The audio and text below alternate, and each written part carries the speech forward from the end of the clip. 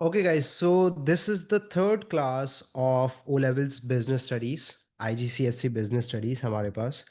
And last class के अंदर first जो क्लास थी उसके अंदर भी discuss the paper pattern and the curriculum कि क्या क्या हमारे पास सिलेबस में होता है and what are the differences between paper one and paper two.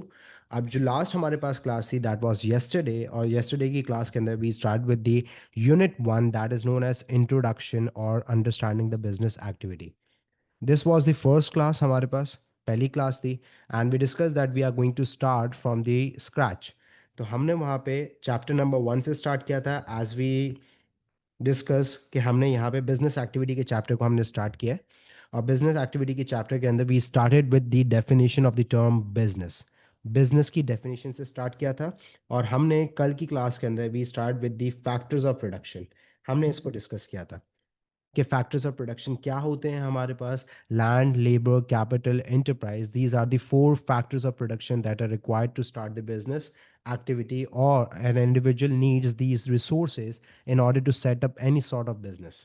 अब इसके बाद हम लोगों ने यहाँ पे फैक्टर्स ऑफ प्रोडक्शन को डिस्कस किया था with the examples. And we discuss the concept of needs and wants. आपके सामने स्क्रीन के अंदर नीड्स एंड वांट्स आ रही हैं. और नीड्स एंड वांट्स के जो बीच में हमारे पास डिफरेंसेस थे वो हमने क्लियरली यहाँ पे क्या कर लिए थे, डिस्कस कर लिए थे. अब आगे मूविंग अहेड हमारे पास इसके बाद क्या है. अब सर यहाँ पे हमारे पास एक कॉन्सेप्ट था कि इंसान की जो सर्वाइवल होता है और इंसान के लिए जो बेसिक नेसेसिटीज़ हैं वो क्या है हमारे पास. Food, water, shelter and clothes. ये हमारे पास बेसिक नेसेसिटीज़ हैं. If you have the food, if you have water to drink, if you have shelter and if you have clothes to wear, so you can maintain the minimum standard of living और simply you can survive. अब जैसे इंसान की needs satisfy होती हैं, इंसान किसकी तरफ बढ़ना शुरू कर देता है, वांट्स की तरफ. और सब वांट्स क्या है हमारे पास. Wants are known as luxuries, wants are known as desires and they are unlimited in number. अब सर अनलिमिटेड इन नंबर का मतलब क्या है. Simply if one desire or if one particular want of an individual satisfies, the another want takes its place.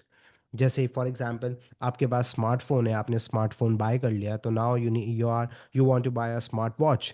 जैसे आप smart watch bye करेंगे तो आप आपको एयरपॉड्स चाहिए, and this is how the list goes on. तो it's a never ending cycle हमारे पास. तभी कहा जाता है कि इंसान की जो पेट है वो कबर की मट्टी ही भरती है. उसका मतलब क्या होता है हमारे पास कि ख्वाहिशात हमारे पास कभी भी ख़त्म नहीं होती. एक ख्वाहिश अगर आप पूरी करते हैं तो दूसरी उसकी जगह ले लेती है. तो this is how it works. So needs हमारे पास बेसिक होती हैं, वांट्स हमारे पास लग्जरीज एंड डिज़ायर्स होती हैं. अब इसी को हम आगे कंटिन्यू करते हैं. एज वी डिस्कस कि हमारी जो वांट्स हैं, वांट्स आर अनलिमिटेड. अनलिमिटेड का मतलब क्या है कि मतलब लिस्ट हमारे पास बहुत बड़ी है, मतलब आप उन्हें सेटिस्फाई नहीं कर सकते. लेकिन उसके अगेंस्ट हमारे पास जो रिसोर्सेज हैं टू सेटिस्फाई द वांट्स वो लिमिटेड है.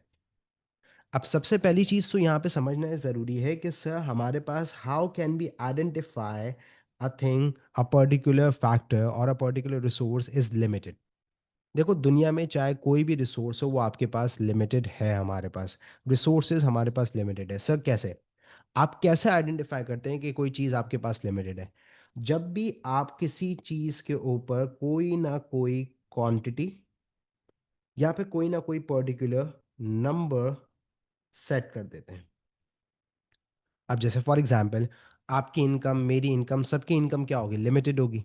तो बच्चे यहाँ पे सवाल पूछते हैं कि सर हमारे पास जो अभी वर्ल्ड्स रिचेस्ट पर्सन है according to the net worth that he is known as Elon Musk.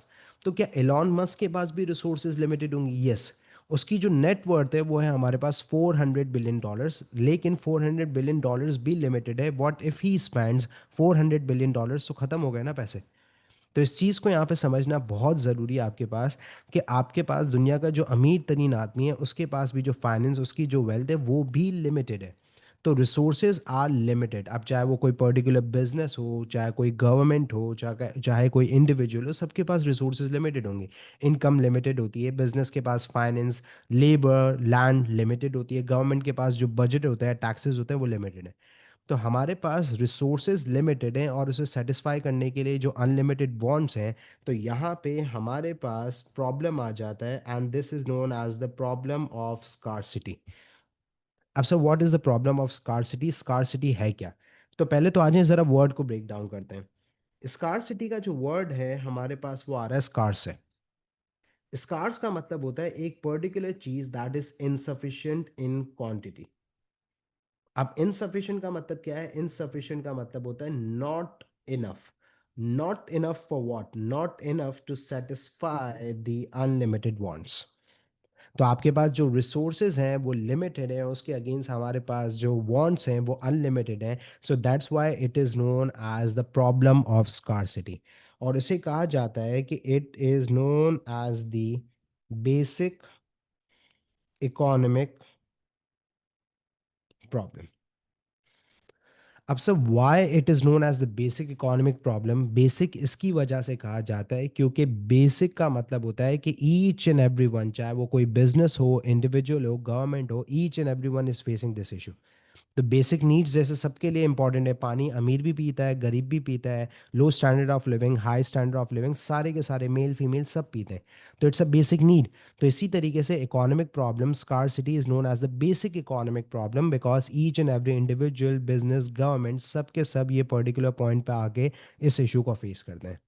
तो क्या हम इस पर्टिकुलर प्रॉब्लम को सॉल्व कर सकते हैं? अगर कोई पर्टिकुलर प्रॉब्लम है तो सर इसका मतलब तो ये होगा कि हमारे पास कोई ना कोई सॉल्यूशन तो होगा।